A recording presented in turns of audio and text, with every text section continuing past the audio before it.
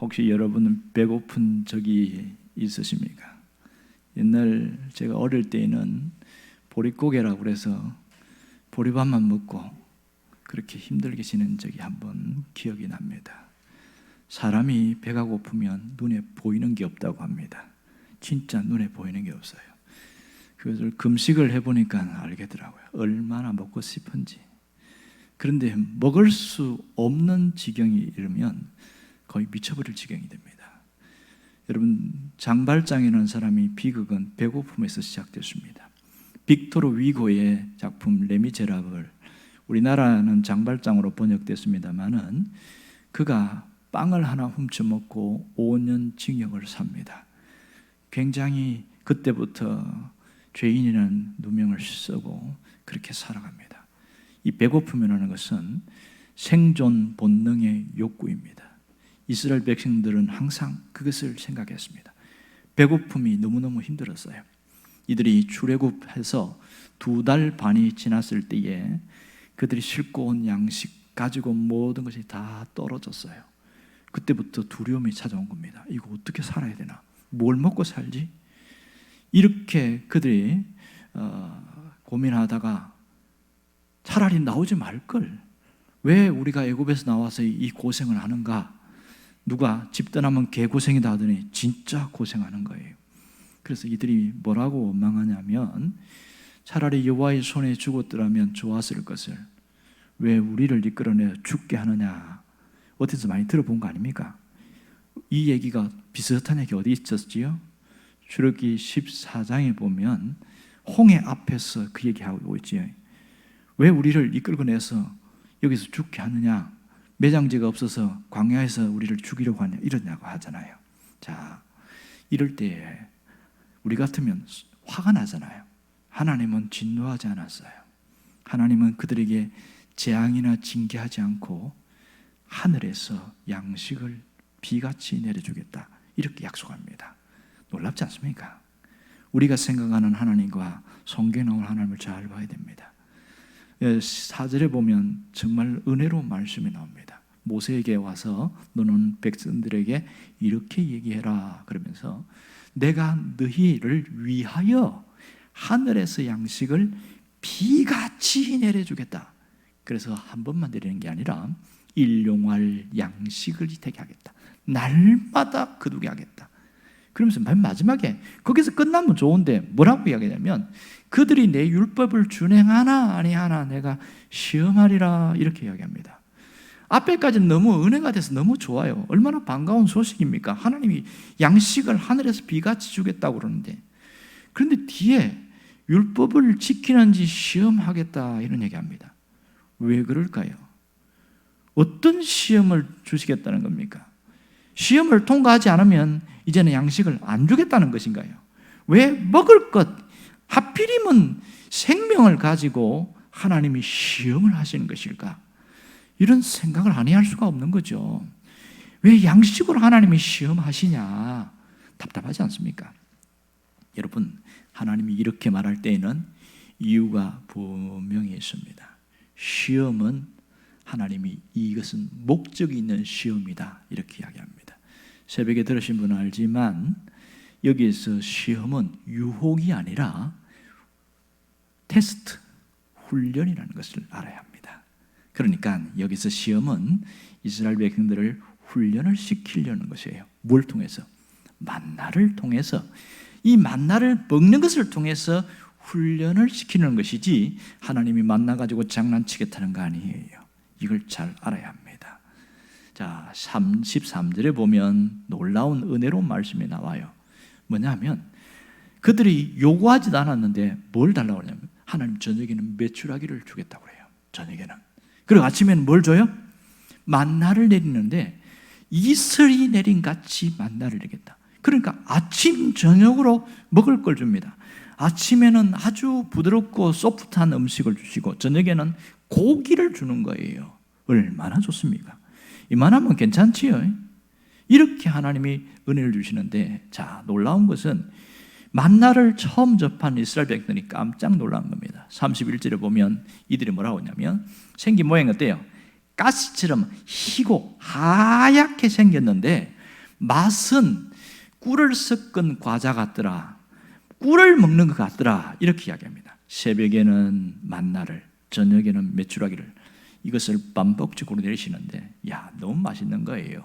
만나를 먹을 때마다. 그러니까 맨날 그냥 생으로 먹어도 괜찮지만 이것만 먹으면 질리잖아요. 그래서 어떻게 했어요? 구워서도 먹고 볶아서도 먹고 튀겨서도 먹고, 하여튼 그렇게 할 수 있도록 하나님이 하셨다는 겁니다. 놀랍지 않습니까? 그런데 처음 반응이 뭐냐면, 이것이 무엇이냐, 이게 뭐냐, 이렇게 이야기합니다. 이게 뭐냐, 이게 뭐냐. 그래서 이름이 만나입니다. 만나는 히브리어 단어로 만후라는 뜻이에요. 만후. 그래서 그들이 이것이 무엇이냐라고 말한 것이 이름이 되었습니다. 하나님은 이스라엘 백성들에게 새로운 양식, 그 이전에 한 번도 먹어보지 못한 새로운 양식을 주셨습니다. 그들이 불평함에도 불구하고 만나와 메추라기를 왜 주었을까요? 우리 같으면 자식들이 음식 투정하고 매 그냥 원망하면 화가 나잖아요. 안 줄 만도 한데, 그런데도 불구하고 하나님이 주셔요. 잘 들으세요. 하나님이 마지 못해서 준 게 아니에요. 만나를 줄 것을 이미 하나님은 그들이 광야에 오기 전부터 계획하고 계시다는 것을 알아야 합니다. 만나를 언제까지 먹이셨나요? 40년 동안 먹였어요.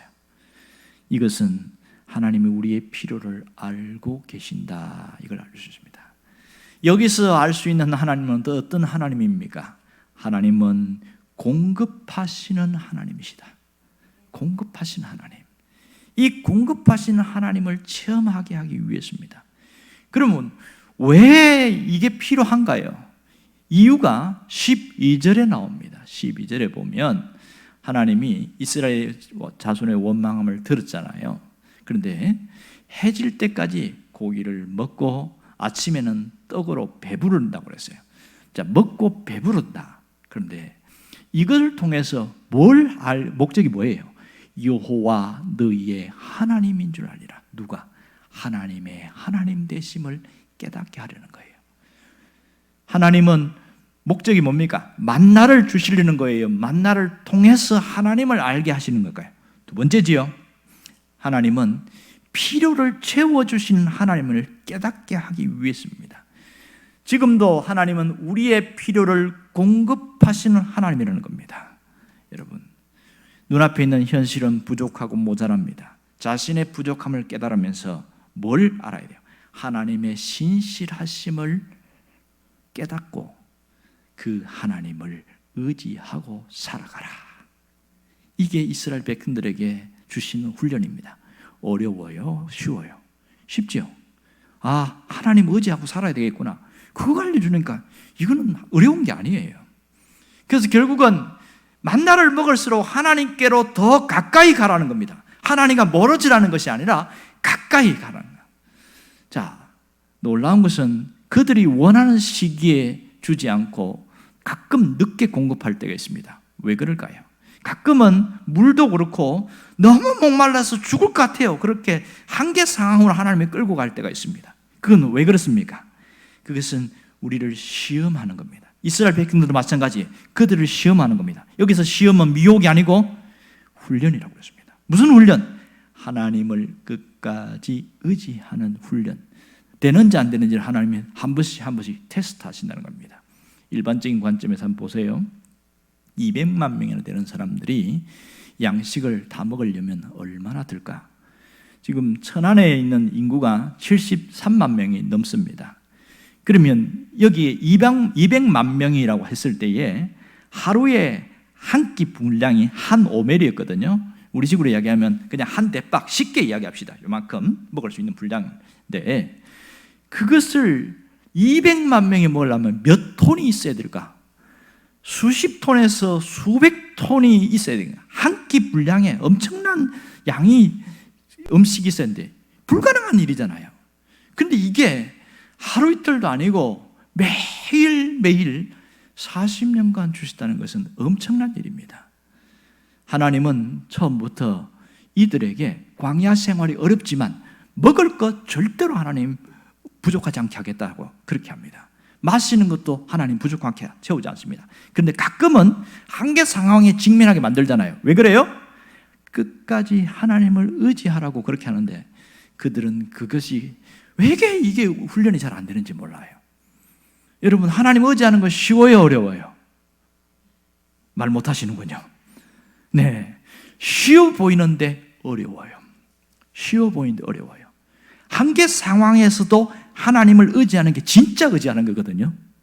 내가 지금 절망 상태고 불가능한 상태고 주저앉을 만큼 그런 땅으로 꺼지는 느낌인데 현실이 그렇단 말이에요. 그럴 때에도 하나님을 의지하는 거, 이게 진짜 의지하는 거건데, 다 있는 거 주고 먹는 거 다 주고 다 여유롭게 하면 하나님 의지한다는 거, 누가 못할 사람 누가 있겠어요? 없는데도 의지하는 게 되게 중요한 것이죠. 여러분, 하나님은 하늘 양식을 주심으로써 그들에게 미리 계획하셨다는 걸 아시기를 바랍니다. 우리도 마찬가지죠. 계획하셨어요. 오늘 우리에게 주시는 교훈이 뭔지 아세요? 하나님은 우리의 필요를 미리 알고 계획하시는 분이시다. 믿습니까? 각 사람의 필요를 알고 하나님은 계획하신 분이에요. 이스라엘 백성들에게 만나를 주신 것은 그 자체가 하나님의 은혜였어요. 하나님으로부터 주어졌다는 겁니다. 이걸 깨달은 사람들은 원망이 튀어나옵니까? 감사가 튀어나옵니까? 당연히 감사겠지요. 내가 지금 살아가면서 주어진 모든 것이 전적인 하나님의 은혜다. 먹고 사는 것이 하나님의 은혜다. 깨닫는 사람은 결코 불평하거나 원망하지 않습니다. 여러분, 모든 것이 하나님의 은혜입니다. 가끔씩 그걸 잊어버리고 살 때가 많아요. 왜? 늘상 있으니까. 쌀독에 쌀이 항상 채워지면요, 항상 쌀이 이렇게 계속 나오는 줄 알아요. 그런데 바닥을 탁 긁어내갖고 없다고 그러면 그때부터 걱정하는 거예요. 이게 사람이란 말이에요. 하나님의 공급하심을 모르면 어떻게 되는 줄 아세요? 감사 없습니다. 감격 없습니다. 그저 잊고 살아가요. 잊고 살아가요. 여러분, 전에도 얘기했지만 아는 것과 깨닫는 것은 다르다, 이렇게 이야기했습니다. 아는 것은 지식이고 깨달음은 체험입니다. 깨닫는 것은 체험이에요. 그러면 이 얘기를 모르는 사람이 누가 있겠어요? 다 아는데 왜 안 바뀌냐고요? 깨닫지 못해서 그렇습니다. 깨닫긴 깨닫는데 깨달음이 너무 부족한 거예요. 깊이 깨닫는 만큼 움직이고 깨닫는 만큼 성장하고 깨닫는 만큼 변화가 일어납니다. 여러분은 깨닫는 자가 되기를 원합니다. 깊은 영적인 깨달음이 있기를 원합니다. 그렇다면 공급하시는 하나님에 대해서 여러분이 얼마나 이해를 하고 있습니까? 얼마나 그것을 깨닫고 살아가느냐는 거예요. 이 하나님에 대하여 알지 못하면 정말 답답한 인생을 살 수밖에 없어요. 우리가 하나님의 은혜로 산다는 것을 여러분 얼마나 깨닫고 살아가고 있습니까? 많은 사람들이 하나님에 대하여 피상적으로 아는 사람은 어떻게 하나님을 아는 줄 아세요? 진노의 하나님, 율법적인 하나님, 심판의 하나님으로 알고 있습니다. 그러나 깊이 깨닫는 사람은 예수 그리스도를 통해서 오신 하나님을 믿어요. 은혜의 하나님을 믿습니다. 온전한 신앙을 가진 자는 은혜의 하나님, 공급 하나님은 하나님을 믿는다는 것을 잊지 않기를 원합니다. 하나님은 우리에게 일반 은총으로 주시는 게 있고요, 특별 은총으로 주시는 게 있어요. 하나님은 일반 은총과 특별 은총으로 다가오시는 하나님입니다. 문제는 내가 그것에 대해서 자꾸만 잊어버리는 거예요. 잊어버리는 게 뭐냐면 당연시 여기는 겁니다. 당연시 여기는 거. 하나님은 죄인을 용서하시고 늘 기다리시고 내가 실수해도 하나님이 바로바로 심판하지 않고 기다리는데 너무나 당연시 여기다 보니까 가끔은 이런 생각하는 거예요. 자기가 하나님이 부어주신 것에 대해서는 싹 잊어버리고 당장 눈앞에 있는 현실이 해결 안 되면 왜 안 들어주냐고 막 떼쓰는 사람이 있습니다. 가끔 교인들 중에 알라딘 램프의 지니처럼 생각하는 사람이 있습니다. 말은 그렇게 안 합니다. 근데 하는 행동을 보면 그렇게 하는 거예요. 이걸 뭐라고 이야기하냐면 학술적 용어로 주술 종교다, 이렇게 말합니다. 주술 종교라는 것은 신을 부린다는 겁니다. 언제 어디서나 내게 와주세요, 내가 요청하는 걸 들어주세요, 이게 주술 종교예요. 거기에는 신은 내가 얼마든지 부릴 수 있는 존재로 그렇게 생각하는 겁니다. 이게 심각한 문제가 있는 것이죠. 여러분, 오늘 설교를 들으면서 무슨 생각이 듭니까? 지난주에 설교하고 비슷하네? 그런 생각이 들지요. 맞습니다. 비슷합니다. 그런데 한번 여러분이 자신의 삶을 한번 돌아보세요. 지난주에 은혜에 대한 설교를 들었어요. 그래서 내가 알았어요. 알았는데 한 주간 살아오면서 그 삶이 진짜 은혜라고 얼만큼 깨닫고 그 삶을 바꾸면서 살았는지, 아니면 그냥 똑같이 살아왔는지 한번 점검해 보단 말입니다. 우리는 잘 안 바뀌어요. 잘 안 바뀝니다. 왜냐하면 훈련이 되지 않아서 그렇습니다. 은혜의 눈으로 보는 사람, 그 사람은 이것이 내가 이러면 안 돼, 끊임없이 바꾸어 나갑니다. 스스로 훈련하는 거예요. 무슨 훈련합니까? 당연하게 여겼던 것을 은혜로 바꾸는 그 훈련을 하는 겁니다. 여러분이 지난 한 주간 삶 속에서 얼마나 그렇게 해봤냐고요. 찬양은 듣고 해보려고는 했겠지요. 어떤 분은 정말 많이 시도를 하고 그렇지, 당연한 게 아니야, 하나님이 주신 은혜야, 그러면서 자꾸만 되새깁니다 바꾸려고 하는 사람도 있습니다. 그러나 어떤 분은 싹 잊어버리고 눈앞에 있는 현실에 함몰되어서 똑같이 살아온 사람도 있습니다. 듣는 것이 중요한 것이 아니라 깨닫는 게 중요합니다. 아는 것보다 더 중요한 것은 가슴 깊이 깨달아지는 게 중요한 겁니다. 당연시 여기는 사람에게는 어떤 은혜를 부어줘도, 폭포수 같은 은혜를 주고 기적을 줘도 여전히 변화가 일어나지 않습니다. 여러분, 오늘부터 바꾸시길 바랍니다. 당연시 여겼던 모든 것들을 은혜로 확 갈아엎으시길 바랍니다. 다 갈아엎으시면 됩니다. 모든 것이 은혜로 주어졌다는 것을 믿고 고백하기를 원합니다. 그러면요, 새롭게 보입니다. 지난 살아왔던 모든 시간들 잘 볼 때, 이거 은혜로 살아왔구나. 내가 걸어간 순간순간에 위기가 많았어요. 어떨 때는 사고가 날 뻔했는데 쑥 지나갔어요. 깜짝 놀랄 수도 있었어요. 그리고 병이 들어서 이게 큰 수술을 받을 수 있었는데 어떻게 하다가 작은 게 발견돼가지고 그냥 쉽게 해결한 적도 있어요. 이 순간순간이 은혜였다는 것을 깨닫는 사람은요, 고백이 달라지게 되어 있습니다. 고백이 달라져요. 어떤 분은 숨 쉬고 있는 그 자체도 진짜 은혜구나. 왜요? 많이 아파봤거든. 아파서 어떤 분은 인공호흡기에 의존해서 숨을 쉬어야 되는 사람은요, 딱 퇴원했을 때 하나님의 은혜입니다 이럽니다. 뭘 은혜라고 그래요? 숨 쉬는 것 자체가 은혜라고 말합니다. 그만큼 아파봤으니까 합니다. 우리는 거기까지 안 가도 내가 숨 쉬고 살 수 있는 것이 이 은혜라는 것을 깨달기를 원합니다. 이런 사람은요, 얼굴이 달라요. 얼굴이 환하고 미소가 있고 마음에는 감격과 감동이 있습니다. 은혜로 여기는 사람은요, 내 삶에 당연한 것은 하나도 없다, 이것이 딱 가슴 속에 쑥 들어오는 겁니다. 내 삶에 당연한 것은 하나도 없다, 주어진 모든 것은 은혜다. 은혜로 주어졌고 은혜로 이루어졌고 은혜로 살아간다. 이런 사람들은 하나님을 향한 그 마음이 남다른 거예요.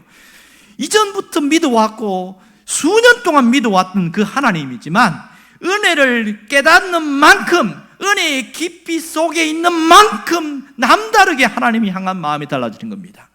은혜 안에서 살고 은혜를 누리고 은혜를 갚으려는 그 마음으로 살아간다는 겁니다. 이전에는 하나님 은혜 주세요, 은혜 주세요, 은혜 주세요 그렇게 했던 그 사람이 모든 것이 은혜라는 것을 깊이 깨닫고 나니까 내가 은혜 갚아야지, 이렇게 달라지더라는 겁니다. 이 사람이 성숙한 자라는 것을 잊지 않기를 원합니다. 우리가 어떻게 살아야 합니까? 은혜 의식을 갖고 사시기를 바랍니다. 은혜 의식으로 내 마음과 영혼이 재무장되기를 바랍니다. 모든 것이 전적인 하나님의 은혜를 기억하고 놓치지 않고 그렇게 살아갈 때에 달라지게 됐습니다. 뭘로 볼까요? 사람을 볼 때 은혜의 시각으로 봅니다. 환경을 볼 때 은혜의 시각으로 봅니다. 모든 현실을 볼 때 은혜의 프리즘으로 재조명하더라는 겁니다. 과거에 아팠어요, 힘들었어요, 너무너무 저 사람 끔찍끔찍했어요. 그런데 은혜의 시각으로 재조명해 보니까 그것이 있었기 때문에 오늘의 내가 있었다 깨닫게 되어지는 거예요. 현상으로 보면 안 좋은 것이고 나쁜 것인데 그것이 있었기 때문에 하나님이 그것을 다시 좋게 만들어서 지금 나의 모습으로 바꾸었다, 이렇게 되는 겁니다. 이게 은혜 의식으로 살아가는 사람의 모습입니다. 여러분, 하나하나가 모두 은혜 의식으로 살기를 원합니다. 신실한 하나님의 사람은요, 하나님으로부터 주어진 모든 것이 전적인 은혜라는 것을 받아들이고 살아갑니다. 믿음의 사람은 모든 것이 은혜라는 것을 받아들입니다. 왜 이런 은혜를 주셨습니까? 하나님이 우리를 창세 전에 택하셨기 때문입니다. 내가 잘났거나 내가 좋은 일을 많이 했거나 그래서 그런 게 아니에요. 무조건적인 선택이었습니다. 누구로? 하나님의 자녀로 선택했다는 겁니다. 이 땅을 살아가면서 주어진 이 모든 것, 앞으로도 하나님이 주실 은혜가 있다는 겁니다. 전적인 은혜예요. 나를 자녀로 삼아 주셨기 때문에 주시는 그 무조건적인 선택에서 하나님이 부어주시는 겁니다. 야고보는 이걸 깨닫고 이렇게 말했습니다. 야고보서 1장 17절에 보면 각양 좋은 은사와 온전한 선물이 다 위로부터 빛들의 아버지께로서 내려오나니 육체적 영적인 축복 모든 것이 하나님의 은혜인 것을 믿어야 합니다. 내 영혼의 회복, 내 삶의 회복, 하나님의 은혜인 것을 믿기를 원합니다. 모든 것이 하나님의 은혜로 주어졌고 주어질 것이고 그렇게 살아갑니다. 내가 당연시 여기든 은혜로 여기든 하나님은 변함이 없습니다. 문제는 나예요, 나. 내가 당연시 여기면 똑같아요. 1년 전이나 1년 후나 변함이 없습니다. 그러나 은혜의 의식으로 계속 바꾸어 나가고 나를 훈련할 때에 사람이 확 바뀌어 있어요. 사람이 달라져 있어요. 말하는 게 다르고요. 표정이 달라요. 옛날에는 안 좋은 일만 생기면 인상을 쓰고 마음이 어둡고 또 왜 이런 일이 생기나 막 그러면서 짜증스러운 것이 가득 충만했다면 은혜의 의식으로 점점 바꾸고 난 사람은요, 그것을 재해석하고 기다릴 줄 알고 참을 줄 알고 견뎌낼 줄 알고 넉넉함이 그 마음 속에 있다는 겁니다. 이게 달라는 거예요. 저 사람이 바뀐 게 아니에요. 누가 바뀌었어요? 내가 달라진 거예요. 무슨 시각으로? 은혜의 시각으로 달라진 거예요. 그러다 보니까 별것 아니야? 그러면서 쉽게 생각하는 거예요. 옛날에는 막 숨이 찰 듯이 힘들은데 별게 아니에요. 사람이든 환경이든 주변이든 내가 달라질 때에 주변은 싹 달라지게 되어 있습니다. 오늘 하나님이 주시는 은혜 중에 무슨 은혜가 있습니까? 공급하시는 은혜가 있습니다. 무슨 은혜요? 날마다 공급하시는 은혜가 있습니다. 그래서 일용할 양식을 주신다고 그랬잖아요. 오죽하면 예수님도 주기도문에서 우리에게 일용할 양식을 주시옵고 이렇게 얘기했습니까? 제가 근데 우스갯소리를 다른 분한테 얘기했습니다만은 어떤 분이 미국에 가서 아울리치 사역을 하면서 한 보름간 있게 된 것 같은데 선교사님이 데리고 가는데 한식집에 데리고 가면 좋겠는데 꼭 빵 주고 뭐 우유 주고 양식을 먹는데 이게 체질이 안 맞는 분이 있어요. 나이가 한 60 되는 분들은 안 맞아. 이게 자꾸 김치 먹고 싶고 그 다음에 된장찌개 먹고 싶고 막 이런 김치찌개 먹고 싶은데 양식만 주는 거예요. 그래서 한 열흘 되니까 못 견디겠나 봐. 그래서 우리 한식 먹으면 안 돼요, 이렇게 이야기하는 거예요. 그럼 기도를 잘 해야지요. 뭐라고 기도합니까? 오늘날 우리에게 일용할 양식을 주시옵고 한식을 주시옵고 이렇게 해야 되지. 우스갯소리를 하는 얘기입니다. 그렇게 농담하면서 지나갔다고 그래서 마지막 날은 한식 먹고 그렇게 해서 기분 좋게 귀국했답니다. 우리에게 양식을 주십니다. 건강도 주십니다. 우리에게 일할 수 있는 터전도 주십니다. 가만히 보면 내가 하루하루 숨쉬고 사는 것이 하나님이 나에게 이런 길을 열어주시고 안내해 주셨구나, 그걸 깨달아야 됩니다. 날마다 공급해 주시는 은혜를 기억하기를 원합니다. 생명을 주시고 힘을 주시고 건강을 주시고 살아갈 수 있는 모든 것들이 공급되는 은혜 때문에 주어진 것을 믿을 수 있기를 바랍니다. 하나님은 우리의 필요를 아십니다. 하나님은 우리의 필요를 아시지만 때로는 원하는 시간에 주지 않으셔요. 왜 그럴까요? 나의 부족한 믿음을 발견하고 하나님의 신실함을 깨닫기를 원하기 때문에 이 상황 속에서도 하나님을 전적으로 의지하기를 원하시기 때문입니다. 그 훈련을 잘 할 수 있기를 바랍니다. 그런 상황에도 의지하면요, 나중에는 바울과 같은 고백을 합니다. 바울이 뭐라고 고백했어요? 나는 비천에 처할 줄도 알고 풍부에 처할 줄도 알고 낮은 자리, 높은 자리 어디 있든지 변함이 없었다. 요동함이 없었다. 그래서 그 다음에 뭐라고 그래요? 내게 주시는 능력 주시는 자 안에서 모든 것을 할 수 있느니라. 이 능력 주시는 자, 내가 이길 수 있는 능력을 주시는 그 하나님 안에서 어떤 것도 해낼 수 있는 그런 성숙한 신앙을 고백하더라는 겁니다. 여러분, 하나님이 은혜 주실 때 남지도 부족하지도 않게 하시는 그 은혜가 있습니다. 때로는 좀 많이 주시지 왜 요만큼만 주십니까? 필요함을 주실 때가 있어요. 이스라엘 백성들에게 꼭 원칙이 뭐냐? 하나님의 원칙이 하루에 1인분만 각 가족 수대로, 가족이 8명이면 8인분만 거두라는 거예요. 거기서 내일 나가기 싫다고 16인분 거두고 그렇게 하지 마라. 하나님은 매일매일 그렇게 거두기를 원하셨던 겁니다. 18절에 보면 그 얘기가 나옵니다. 오매를 대어 본즉 많이 거둔 자도 남음이 없고 적게 거둔 자도 부족함이 없이 각 사람이 먹을 만큼만 거두더라. 각 사람이 먹을 만큼. 우리에게 필요한 만큼 하나님이 주십니다. 먹을 만큼 주셔요. 이 하나님의 공급의 원칙은 남지 않게 합니다. 모자라지 않게 해요. 골고루 먹을 수 있는 것, 이게 놀라운 특징입니다. 이걸 깨달은 사람이 누구냐면 아굴이라는 사람입니다. 잠언 보면 아굴이라는 사람이 그걸 깨닫고 이렇게 말합니다. 잠언 30장 8절에서 9절을 보면 이렇게 말합니다. 곧 헛된 것과 거짓말을 내게서 멀리 하옵시며 나를 가난하게도 마옵시고 부하게도 마옵시고 오직 필요한 양식으로 나를 먹이소서. 필요한 양식으로 나를 먹이소서. 왜 그럴까요? 이 사람이 깨달은 게 뭐냐면 혹 내가 배가 불러서 하나님을 모른다 하면서 여호와가 누구냐 그렇게 할까 두려움이 있다는 거예요. 혹 내가 너무 가난해지면 못 견디고 도둑질을 할까, 그래서 하나님의 이름을 욕이 될까, 그에 대한 두려움이 있다는 겁니다. 이 사람이 굉장히 성숙한 사람 아닐까요?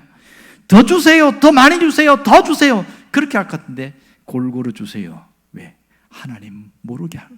내가 하나님 버릴까 봐. 아주 성숙한 사람입니다. 하나님은 때때로 지나친 물질을 줄 때도 있습니다. 그것은 왜 그런 줄 아세요? 사명이 있기 때문에. 하나님이 내게 좀 더 지나치게 주실 때는 이것을 다른 데 사용할 사명이 있기 때문에 그렇습니다. 그런데 그걸 못 깨닫는 사람들은 와이구야 이제는 다 태평세월이다. 그런 사람 어느 날 그것이 구멍이 나서 새나가는 경우가 있습니다. 미련한 사람이지요. 여러분, 지나치게 물질을 의존하면 어떻게 된 줄 압니까? 하나님보다 물질을 더 신뢰하고 살아갑니다. 물질이 우상이 될 가능성이 많다는 거예요. 물질이 우상이 되는 걸 뭐라고 그래요? 맘모니즘, 이렇게 말합니다. 맘모니즘, 물질을 더 믿는다 이런 뜻이에요. 누구처럼? 하나님처럼 믿는다. 정말 올바른 신앙을 가진 사람들은 하나님 내게 필요한 양식을 주세요 이렇게 고백합니다. 이게 청지기적인 신앙 정신입니다. 필요한 양식을 주세요. 여러분, 하나님은 우리를 책임지시는 분이라는 것을 잊지 않기를 원합니다. 하나님은 내 삶을 책임지는 분임을 잊지 않기를 원합니다. 하나님이 은혜 주실 때 한 번만 주고 끝나요? 지속적으로 줘요? 지속적으로 은혜를 줘요. 그런데 왜 우리가 못 느껴요? 무덤덤해지니까 못 느끼는 것이고 당연해지니까 못 느끼는 거고 그렇게 될 때가 많습니다. 자, 이스라엘 백성들에게 만나를 매일매일 주실 때 그들이 마음 상태에 따라서 적게 주기도 하고 많이 주기도 했나요? 아닙니다. 그들의 신앙 상태에 따라서 적게 줬나요? 아니에요. 지속적으로 하나님 주셨습니다. 언제까지 줬습니까? 그들이 40년 가나안에 들어갈 때까지. 35절에 보면 그 얘기 나오잖아요. 사람이 사는 땅에 이르러까지 이스라엘 자손이 40년 동안 만나를 먹었으니 곧 가나안 땅 접경에 이르기까지 그들이 만나를 먹었더라. 왜 가나안에 가서는 만나를 안 먹었죠? 농사 지어서 먹을 게 생기니까 하나님이 굳이 만나 줄 필요가 없는 거예요. 자, 하나님은 우리의 필요한 것을 아시고 공급해 주시는 하나님이십니다. 우리의 문제를 아시고 해결해 주시는 하나님입니다. 풀어주시는 하나님, 책임져 주시는 하나님, 필요한 만큼 언제나 공급하시는 하나님을 믿을 수 있기를 바랍니다. 빌립보서 4장 19절에 이렇게 말합니다. 바울이 나의 하나님이 그리스도 예수 안에서 영광 가운데 그 풍성한 대로 너희 모든 쓸 것을 채우시리라. 여기서 쓸 것이라는 것은 필요한 것 이 뜻입니다. 히브리어 단어에 보면 필요한 것 그렇게 써 있습니다. 너희 모든 쓸 것을 채우시라. 왜 채워주십니까? 내게 부족하면 그것 때문에 고통하고 시달릴까 봐 하나님이 쓸 것을 채워주십니다. 가끔 넘치게 채워주는 이유가 뭐라고요? 사명이 있기 때문에. 더 많이 주시는 것은 이것을 가지고 더 써야 될 곳이 있기 때문에 그 사명 감당하라고 주는 겁니다. 오늘 우리가 마음에 어떤 결심을 하고 살아가야 될까요? 어떤 마음의 결단을 해야 될까요? 내게 부어주신 은혜가 있습니다. 그 은혜를 흘려보내는 그런 길자가 되기를 원합니다. 은혜를 흘려보내는 자가 되기를 원합니다. 누구에게? 이웃에게, 교인들에게, 더 넓게는 주변에 있는 사람들에게, 세상에 흘려보내라는 겁니다. 여러분, 많이 줘도 흘려보내지 않고 움켜쥐고 있는 사람이 있습니다. 흘려보내지 않은 건 왜냐하면 그것이 익숙함에 빠지고 욕심이 들어오면 절대로 흘려보내지 못합니다. 그러나 흘려보내야 내가 살아요. 그걸 뭘 통해 보여줍니까? 지정학적으로 보여주지요. 어떤 분이 그렇게 얘기하더만요. 여러분, 갈릴리 바다와 사이의 차이점이 뭔지 아세요? 이렇게 묻는 거예요. 궁금했어요. 갈릴리 바다는 작고 사해 바다는 크고, 그게 아니고 갈릴리 바다는 흘러가기 때문에 언제나 푸르고 사해 바다는 받기만 하기 때문에 죽은 바다가 됐다. 이렇게 고기가 못 산다는 거예요. 맞는 얘기지요. 그는 염분이 너무 많아서 고기 못 삽니다. 왜? 계속 받기만 하잖아요. 신앙도 마찬가지예요. 은혜를 너무 많이 받으면 좋을 것 같죠? 참 좋아요. 문제는 은혜를 많이 받았는데 흘려보내지 않으면 교만해집니다. 이 사람 배워서 교만해져요. 은혜를 받은 것을 쌓아놔서 안에서 썩어버려요. 그래서 교만해지는 거예요. 왜 은혜 받은 사람이 교만해집니까? 흘려보내지 않아서 그렇습니다. 출애굽기 16장의 중심 메시지는 공급하신 하나님입니다. 하나님의 공급하심이 내가 익숙하지 않게 해주세요. 그걸 기도해야 됩니다. 하나님, 내가 이 하나님을 공급하심을 잃어버리지 않고 살게 해주세요. 그것을 깨닫는 자가 하나님의 은혜를 깨닫는 자입니다. 여러분, 미련한 사람은 잃어버린 다음에 그때 내가 제대로 할 걸, 그런 사람이 미련한 사람입니다.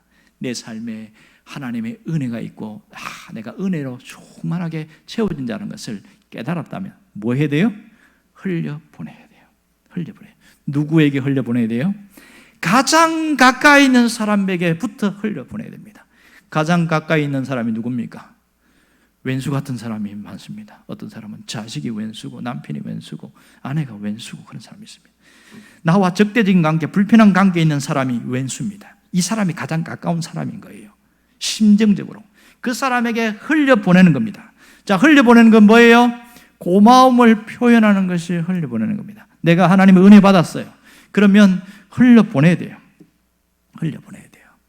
또 이웃에게 흘려보내야 됩니다. 이웃에게 흘려보낸다는 것은 내가 만난 하나님, 내가 체험한 하나님을 말하는 거예요. 하나님이 내게 이렇게 해주시다. 이걸 뭐라고 표현하죠? 간정이다 이렇게 합니다. 그러니까 간정인데 안 믿는 사람에게는 전도로 받아들여집니다. 하나님께서 이렇게 흘려보낸 자에게 어떻게 할까요? 하늘 문을 열어주셔요. 만나를 비같이 내려주십니다. 이런 사람들은 삶의 풍성함이 있어요. 그 사람의 마음의 여유로움이 있단 말이에요. 놀랍지 않습니까? 여러분이 이 삶을 끝까지 살아가기를 원합니다. 이번 한 주간의 미션은 내게 주신 은혜, 부어주신 은혜를 흘려보내는 거예요. 매일매일 어떤 방법으로든지 흘려보낼 수 있기를 주의 이름으로 축원합니다. 기도하겠습니다.